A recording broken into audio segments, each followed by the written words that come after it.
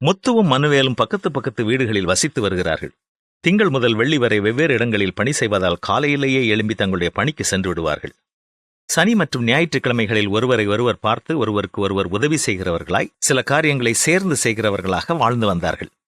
அவர்கள் வாழ்ந்த அந்த நகரத்தில் வீடுகளில் வந்து குப்பைகளை எடுத்துச் செல்லும் பழக்கம் வரவில்லை.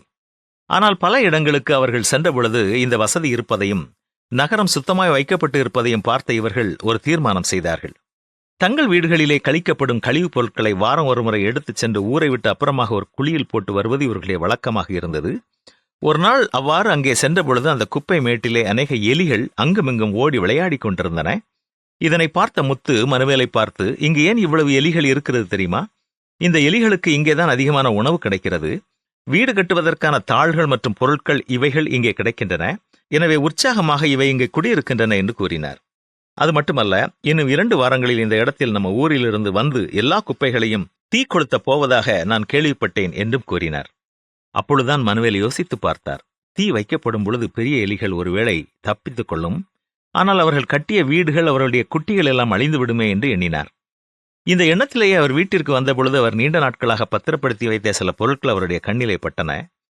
அவருடைய நேரத்தை வீணாக்கிய பல புத்தகங்கள், விளையாட்டிற்கு என்று அவர் செலவு செய்த பல உபகரணங்கள் இன்னமும் வீட்டின் ஒரு பக்கத்திலே அடைத்து வைக்கப்பட்டு இருப்பதை பார்த்தார். அப்பொழுதுதான் அவர் எண்ணத்தில் வந்தது, உலகத்தின் முடிவு காலத்தில் இது எல்லாம் அழிக்கப்பட போகிறது. ஆனால் என் வாழ்க்கை அழிவை காணாமல் நித்தியமாக வாழ வேண்டுமென்றால் இனியாவது என்னுடைய நேரத்தை நான் பயனுள்ள காரியங்களிலே செலவு செய்ய வேண்டுமென்றும், பரிசுத்த வேதத்தை இன்னும் அதிகமாக நான் நேசிக்க வேண்டும், வாசிக்க வேண்டும் என்றும், தேவை உள்ளவர்களுக்கு இன்னும் அதிகமாக என்னுடைய நேரத்தை, என் செல்வத்தை நான் கொடுக்க வேண்டும் என்றும் ஆழமாக தீர்மானம் செய்தார். வானங்கள் பெருமுழக்கத்துடன் மறைந்தொழியும், பஞ்சபூதங்கள் வெந்திருகிப் போகும், மண்ணுலகமும் அதன் செயல்களும் தீக்கிரையாகும். இவை யாவும் அழிந்து போகும். ஆதலால் நீங்கள் தூய இறைப்பற்றுள்ள நடத்தையில் மிகவும் சிறந்து விளங்க வேண்டும் என்றுதான் வேதமும் நமக்கு அறிவுரை கூறுகிறது. கவனமாக நாம் செயல்படுவோமா?